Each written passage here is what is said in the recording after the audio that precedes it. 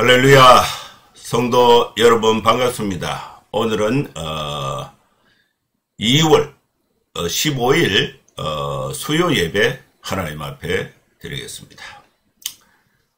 제가 이 말씀을 이제 녹화하는 장소가 경북 군위군의 제 사무실인데, 제 밖에 보니까 눈이 이렇게 하늘에서 눈이 조금씩 내려요. 어떻게 보면 저 공중에서 참 저런 그 눈이 내리는가, 이게 참 신기하기도 하고, 한참 밖을 쳐다보다가 이렇게 다시 정리를 하고 말씀을 녹화를 하고 있습니다. 날씨가 추운 가운데서도 이렇게 또 아름다움이 있는 또 그런 계절인 것 같습니다. 예배 오신 우리 모든 성도님들 또 주님의 이름으로 환영하고 또 축복합니다. 먼저 예배 안내부터 드리겠습니다. 예배 순서는 묵도 찬송, 성경 봉독은 사도행전 15장 36절에서 41절. 오늘 설교의 주제는 주의 말씀을 전한 각성으로 다시 방문하자. 이 설교를 하고 또 축도하고 예배를 마무리하겠습니다. 그럼 다같이 묵상기도 하심으로 2월 15일 수요 예배 하나님 앞에 드리겠습니다. 거룩하신 하나님 아버지, 주의 은혜를 사모하고 또 하나님의 말씀을 듣고자 주의 백성들이 모든 생업과 일성과 또 취미를 여가 활동을 멈추고 하나님 앞에 전심으로 마음을 다하여 경배하고 또 예배로 하나님 앞에 나옵니다. 하나님께서 한없는 사랑과 은혜를 우리 모든 성도들에게 필요에 따라서 이 예배를 통해서 나눠주시고, 위로받을 자 위로받고, 용기를 얻을 자 용기를 얻고, 세상의 빛으로서 우리가 힘있게 살아갈 수 있는 주의 백성들 되게 하여 주시옵소서.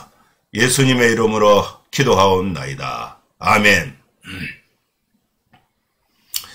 찬송가 449장입니다.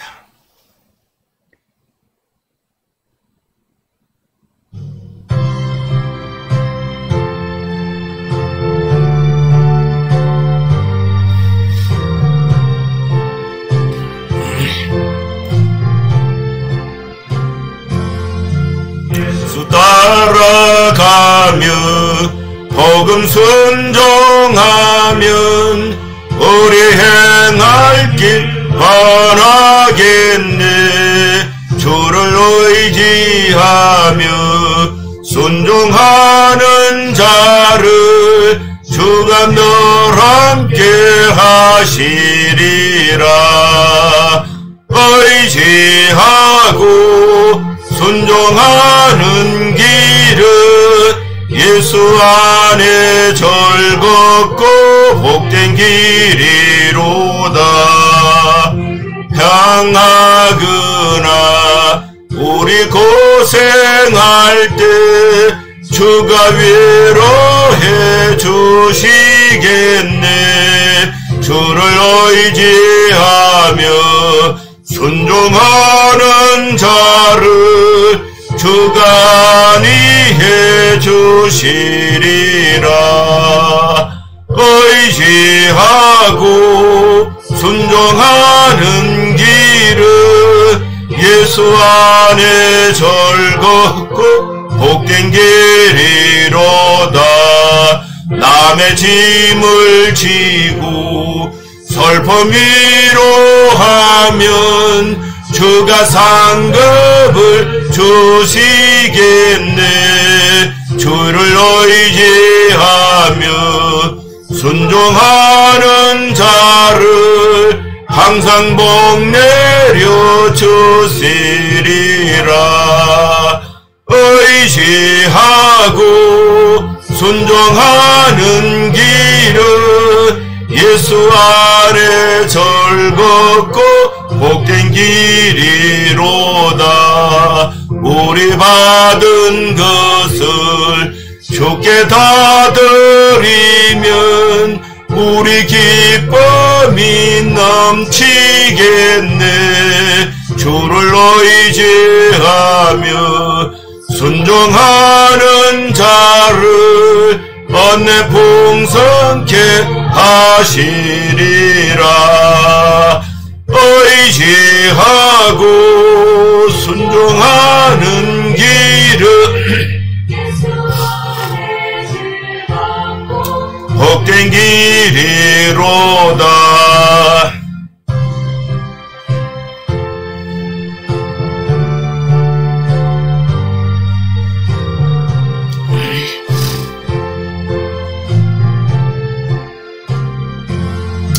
주를 힘입어서 말씀 잘 배우고 주를 모시고 살아가세. 주를 의지하며 순종하면 주가 사랑해 주시리라.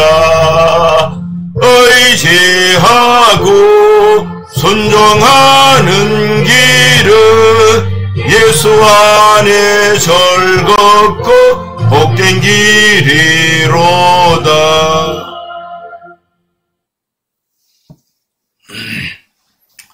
오늘 찬송가 가사가 너무 은혜스럽고 내용을 천천히 묵상을 하면은 굉장히 은혜스럽고 좋습니다. 예수 따라가며 복음 순종하면은 우리 행할 길을 환하겠네. 주를 의지하고 순종하는 자는 주가 늘 함께 하신다.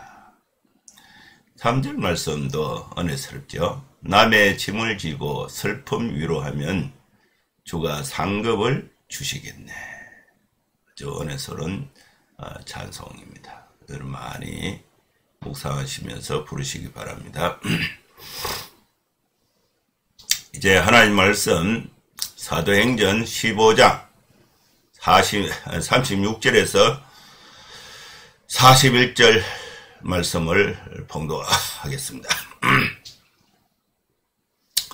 며칠 후에 바울이 바나바들은 말하되 우리가 주의 말씀을 전한 각 성으로 다시 가서 형제들이 어떠한가 방문하자 하고 바나바는 마가라 하는 요한도 데리고 가고자 하나 바울은 밤빌리아에서 자기들을 떠나 함께 일하러 가지 아니한 자를 데리고 가는 것이 옳지 않다 하여 서로 심히 다투어 피차 갈랐으니 바나바는 마가를 데리고 배 타고 구브로로 가고 바울은 실라를 택한 후에 형제들에게 주의 은혜의 부탁함을 받고 떠나 수리아와 길리기아로 다니며 교회들을 경고하게 하니라. 아멘. 각 성에 주의 말씀을 전한 각 성으로 다시 방문하자. 이 주제로 오늘 수요 예배 말씀을 나누고자 합니다.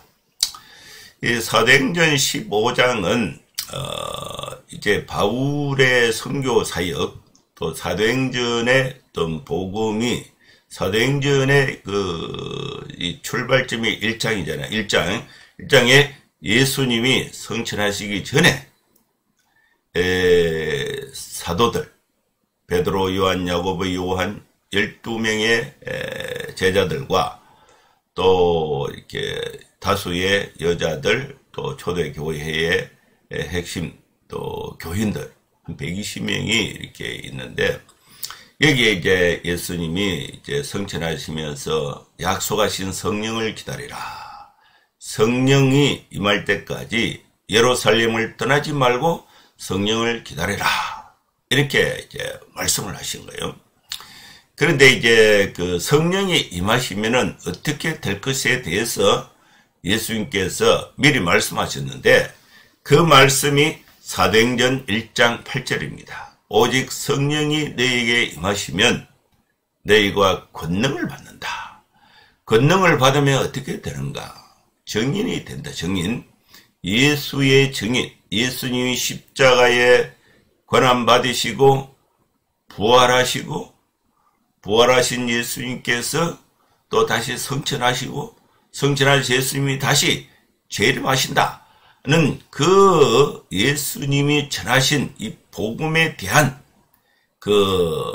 이 현장에서 목격한 사람으로서의 증인이 된다.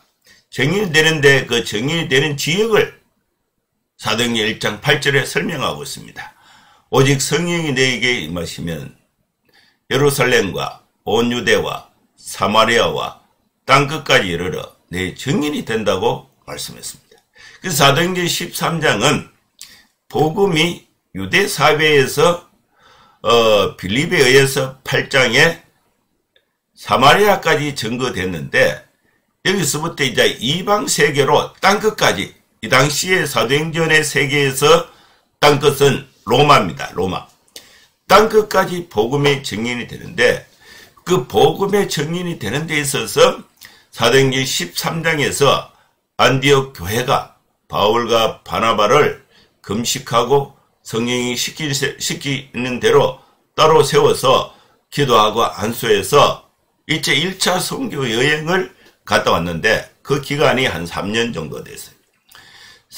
복음의 증인이 되는데 3년을 이제 1차 선교 여행을 비시디아 안디옥 지역을 돌아서 사이프러스 섬을 통해서 비시디아 안디옥 루스드라 더베 이 지역을 돌아서 다시 안디옥 교회에 오니까 증인이 되는데 그 증인이 되는 증언의 그 메시지, 복음의 메시지의 그 내용이 이게 변질이 되게 된 거예요. 바울은 오직 예수 그리스도를 믿음으로 구원을 받는다. 이 구원의 교리를 예수님이 내 죄를 대신하여 십자가에 피 흘려 죽으시고 3일 만에 부활하심으로써 예수님은 완전하신 죄인의 죄를 해결할 수 있는 완전하신 하나님이시면서 또 완전하신 사람으로서 구세주의 구원의 역할을 하셨다. 이 사실을 우리가 마음의 문을 열고 예수님을 나의 구주 나의 하나님으로 영접하면은 우리가 제사함 받고 하나님의 자녀 하나님의 백성이 된다. 이 메시지를 바울이 떠난 3년 동안에 안디옥 교회에서 그걸 변질을 시킨 겁니다. 그 복음이 변질이 되면은 정인이 돼도 의미가 없는 거예요. 변질되지 않는 진짜 복음, 예수의 복음을 정언을 해야 되는데 복음의 그 컨텐츠, 내용 자체가 바뀌니까 정언하는 활동 자체가 의미가 없게 되는 것입니다. 그래서 이제 이 구원의 교리를 바로잡기 위해서 안디옥 교회에서 바울과 바나바가 여러 차례 노력을 했는데 이 실효성이 약했습니다. 그래서 이제 안디옥 교회가 여러 고심 끝에 우리 교회 대표단을 만들어서 대표단을 예루살렘에 파견해서 예루살렘의 원사도들의 의견을 들어보자. 무엇이 진짜 맞는가? 그래서 예루살렘의 총회가 이루어지게 되는 것입니다. 그래서 이 안디옥 교회의 이 대표단들이 예루살렘에 이르러서 교회와 장로와 사도와 장로들에게 영접을 받고 하나님이 자기들과 함께 계셔서 행하신 모든 일들을 말하고 또 말하는데 이제 바리새파의 그 바리새파 중에 어떤 믿는 사람, 이 사람들이 예수를 믿는 사람, 그건 소속이 원래 바리새파예요. 믿는 사람들이 일어나서 이제 말을 하는데 이방인이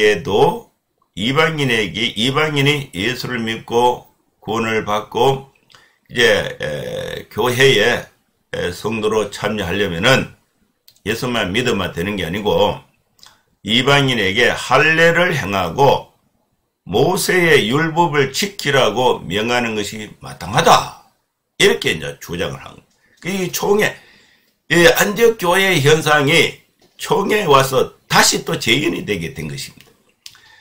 그래서 이제 이 여러 토론 끝에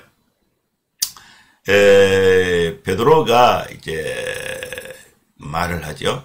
베드로가 이제 그 바울의 편을 이제 들어주게 됩니다. 베드로가 이제 바울 이방인들이 할례를 받고 율법을 지켜야 구원을 받는 게 아니고 오직 예수님을 믿음으로 구원을 받는다. 이것은 베드로가 사도행전 10장에서 고넬료를 전도할 때에 이미 경험을 한 거예요.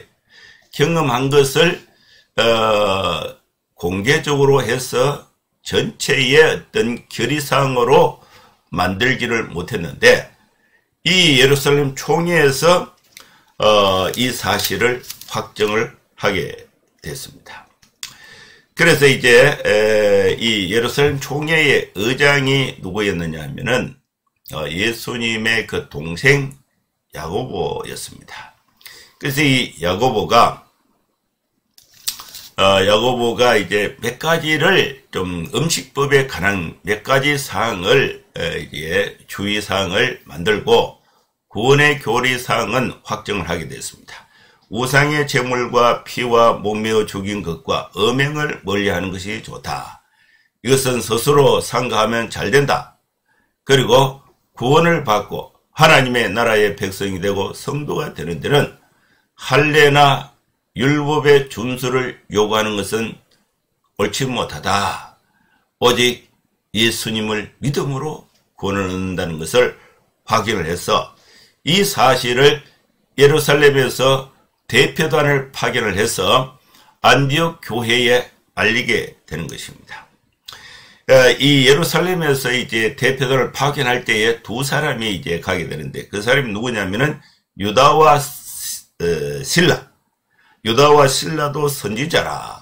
여러 말로 형제를 권면하여 굳게 하고 또 이 유다와 실라가 안디옥에 와서 예루살렘의 그 총회의 결정사항을 상세히 잘 설명하고 안디옥 교회가 혼란 없이 다툼 없이 하나의 이 통일된 교리를 가질 수 있도록 잘 설명을 하고 이제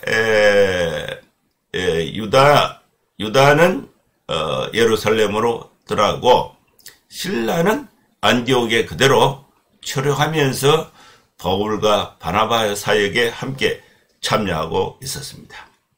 이 사실이 이제 딱 정리되고 나니까 바울과 바나바가 안디옥에서 유하면서 수많은 다른 사람들과 함께 하나님의 말씀을 가르치고 하나님의 말씀은 누구에게 가르칩니까? 성도들에게 가르치죠.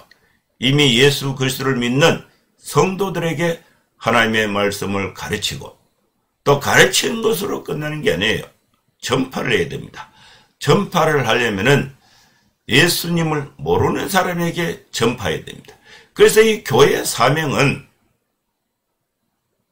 교회 목사, 교회 성도, 교회 사역자의 사명은 대상이 두 대상을 가지고 그 사역의 역할을 분명하게 역할을 해야 되는데 예수 믿는 사람을 대해서는 하나님의 말씀을 가르치고 예수 믿지 않는 사람에 대해서는 하나님의 말씀을 전파해야 됩니다. 그런데 오늘 우리 교회는 말씀 전파 이 부분이 굉장히 빈약합니다. 교회 안에 성도들을 계속 모아서 가르치고 설교하고 기도하고 그 힘이 결국은 어디로 나가야 되는가? 여러분 우리가 교회 안에서의 생활이 많습니까? 교회 밖에서의 생활이 많습니까? 우리 교회는 교회 모이는 게 기껏해야 몇 시간밖에 안 돼요. 주일에 잠깐 모이는 거예요. 대부분 생활을 교회 밖에서 합니다. 그럼 교회 밖에서 하나님의 말씀을 우리가 어떻게 가르칩니까? 배울 사람이 없는데 교회 밖에서는 우리가 해야 될 일이 뭐냐? 하나님의 말씀을 전파해야 되는 것입니다. 바울과 바나바가 교회 안에서는 말씀을 가르치고 교회 밖에서는 말씀을 전파했습니다. 이 일을 열심히 하다 보니까 바울이 문득 생각이 났습니다. 생각난 것이 1차 선교 여행 때 다녀온 사람들, 이 사람들이 생각이 난 거예요. 이걸 왜 생각하게 됐는가? 바울이 안디옥 교회에 말씀을 가르치고 또 이렇게 교회를 든든히 세웠는데 3년 동안 1차 선교 여행을 다녀오니까 이 안디옥 교회가 무너질 판이 된 거예요. 복음의 내용이 바뀐 거예요. 이방인들에게 할례를 받아야 저들도 구원을 받는다. 모세의 율법을 지키게 해야 된다. 그러니까 원래 없던 이 복음의 내용을 첨가시켜서 복음의 내용을 변질을 시키니까 이거 바로 잡는데 예루살렘 총회에 가서 1년의 시간이 걸리게 되는 거죠. 여러분, 우리가 복음을 전해서 예수를 믿게 하는 것도 중요하고 믿는 사람들이 계속해서 바르게 믿을 수 있도록 가르치고 교육하는 것도 중요한 거예요. 바울이 3년을 떠나오니까 안디옥 교회가 혼선이 생겨요. 그래서 안디옥 교회가 이 구원의 교리의 문제가 이렇게 정리가 되고 나니까 전파하고 가르치는 일을 열심히 했습니다.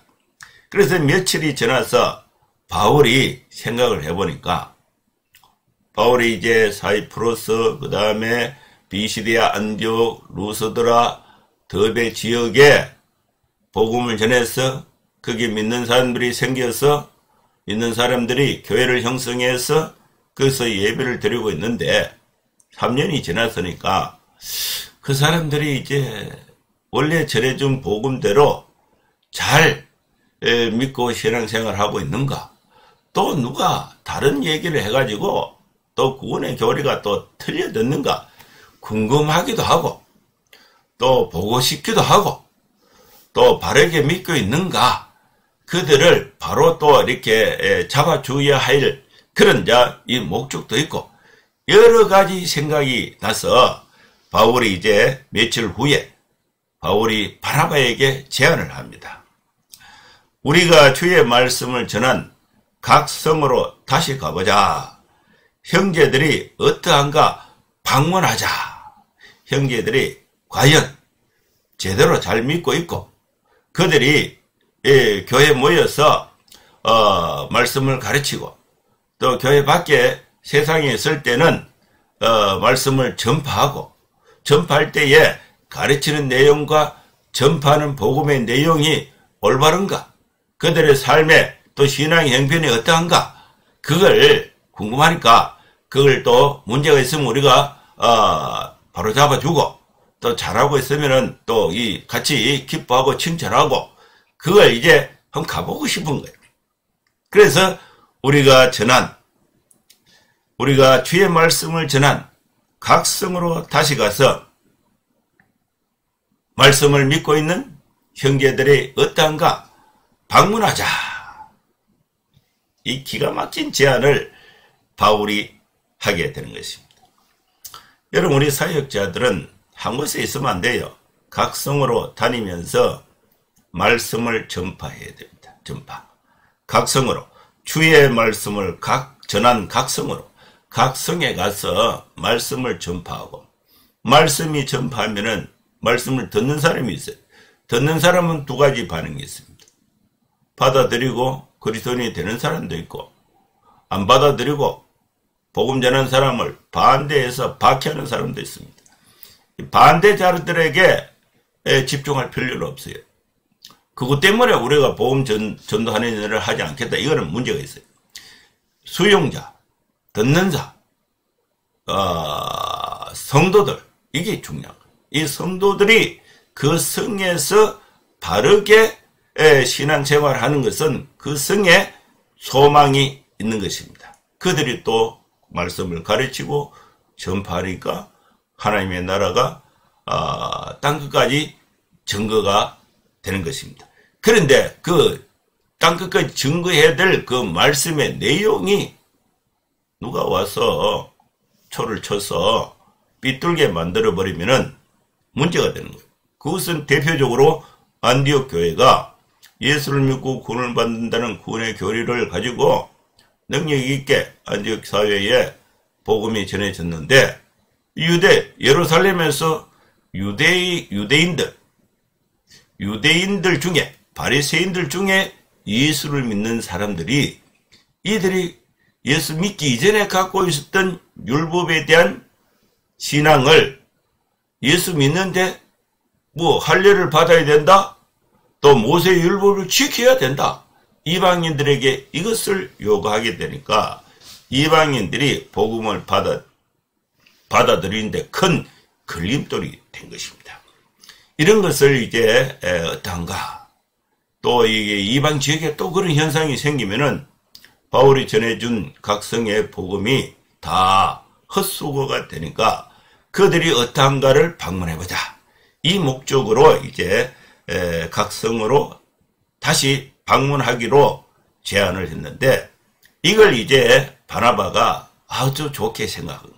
그래서 이 바울과 바나바가 이제 각성으로 다시 재방문을 해서 그들의 믿음을 이제 굳게 하고 또 더 확장하고자 하는 그런 이제 방문 계획이 설립이 됐습니다. 그런데 이제 누가 같이 가느냐?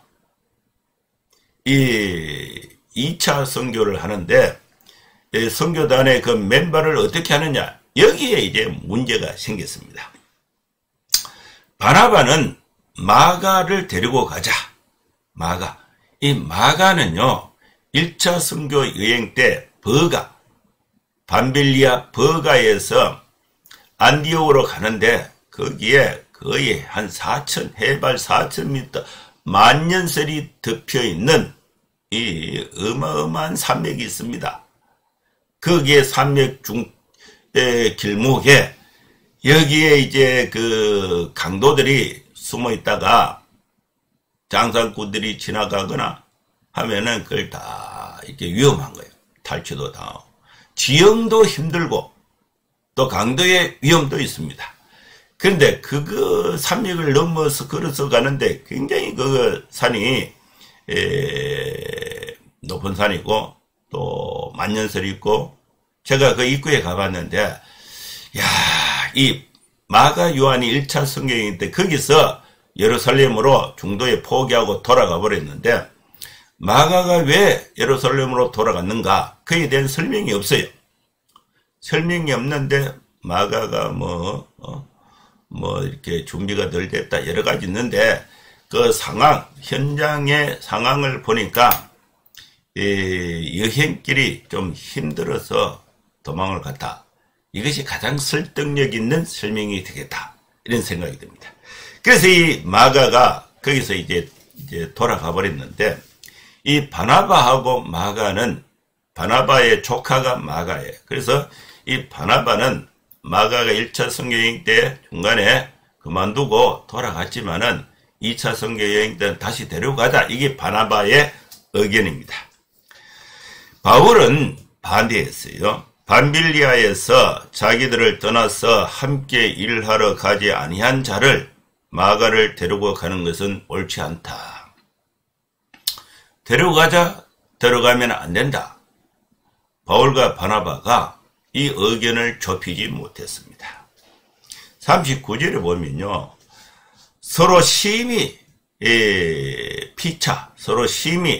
다투어서 결론을 얻지 못하고, 그러면은 니하고 같이 못하겠다. 그래서 피차 갈라서니 바나바는 마가를 데리고 배를 타고 구브로로 전도하러 갔습니다.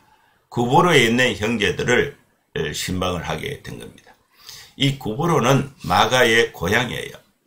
이 구브로가 지금은 사이프러스 섬인데, 지중해에 있는 길쭉한 사이프러스 섬인데, 여기 절반은 그리스형이고 절반은 터키형으로 지금 돼가 있어요.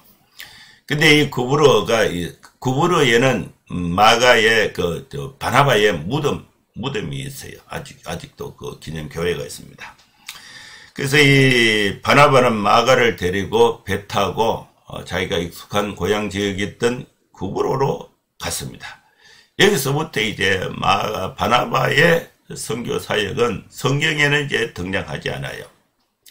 이제 바울 중심의 사역이 이제 쭉 증거되는데, 이 40절에 보면은 바울은 신라, 이 신라가 어디 사람이냐면은 그 예루살렘 사람인데, 유다와 신라가 선지자인데 이 사람이 예루살렘 총회의 결정사항을 안디옥 교회에 전달하는데 예루살렘 교회의 대표단으로 공신력 있게 전달하기 위해서 안디옥에 왔다가 유다는 돌아가고 신라는 안디옥에 계속 머물고 있었는데, 이때에 이제 바울이 신라에게 야 신라야 같이 가자 이렇게 했을 수도 있고, 신라가 이 상황을 보고 마가가 바나바가 마가와 이제 팀이 돼서 가니까 신라가 바울인데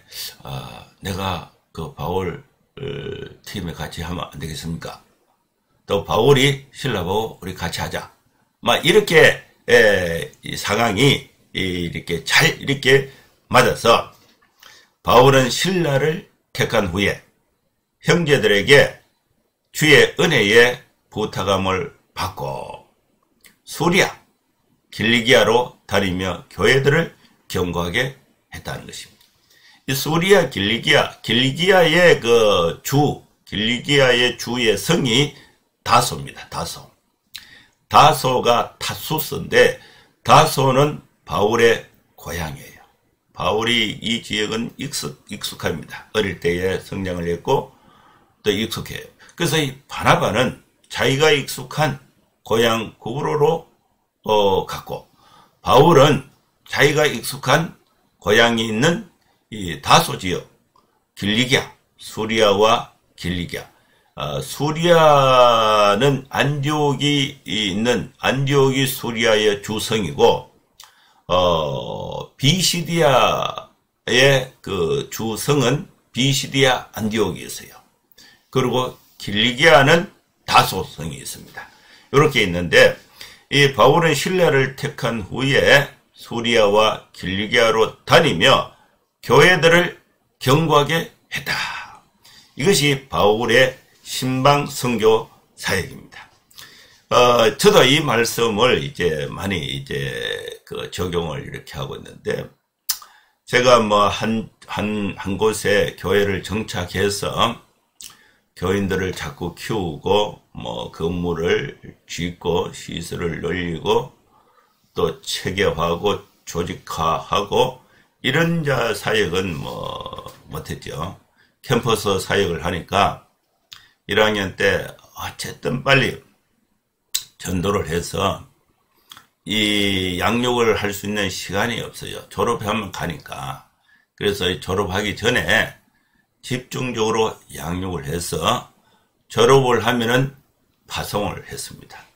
파송을 하고 나면은 이제 연락이 없어요. 어떻게 사는지 몰라.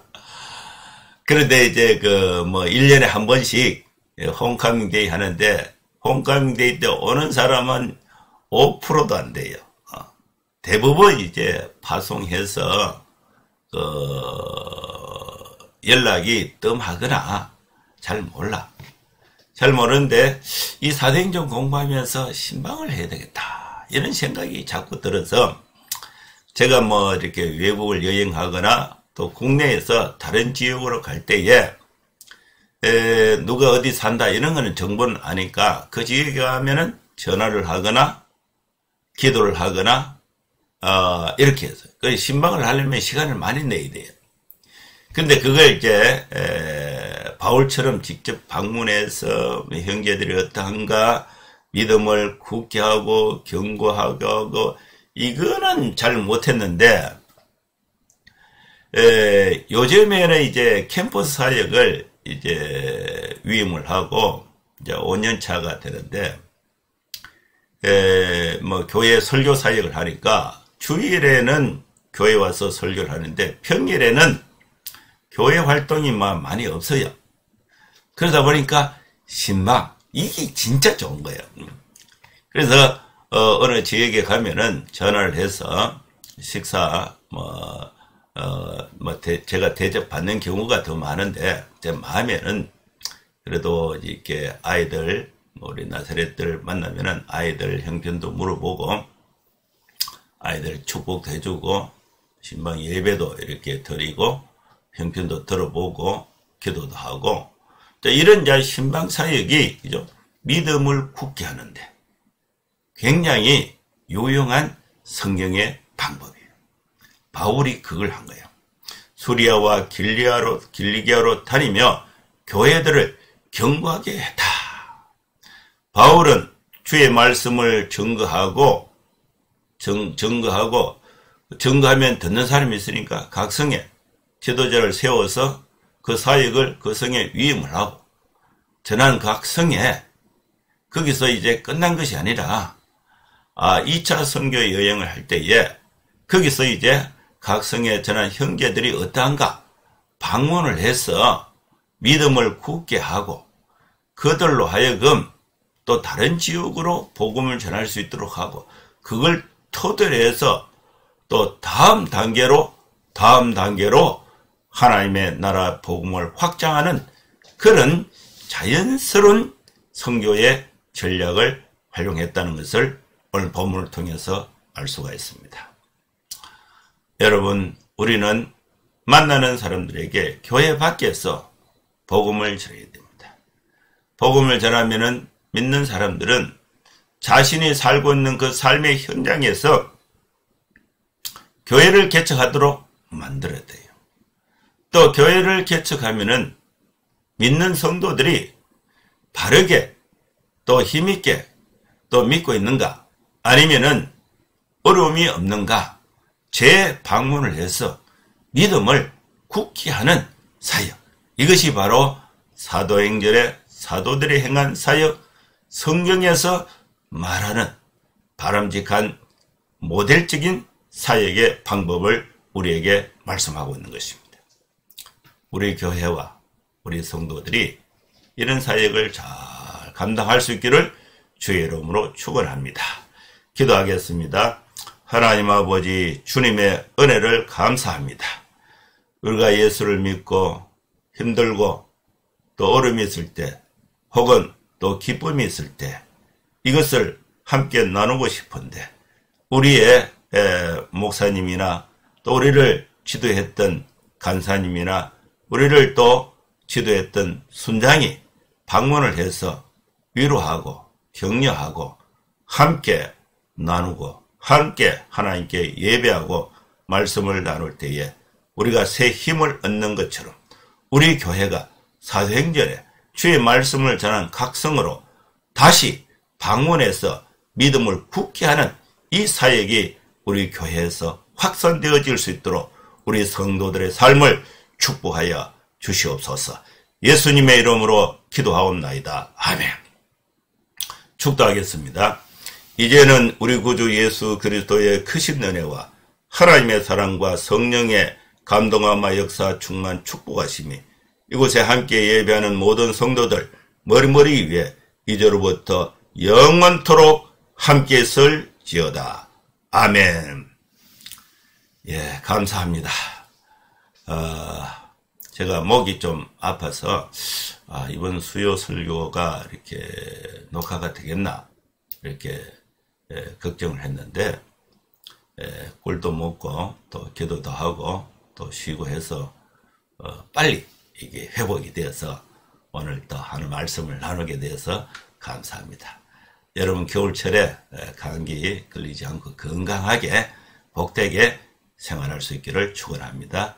감사합니다. 다음 주에 또 뵙겠습니다. 샬롬.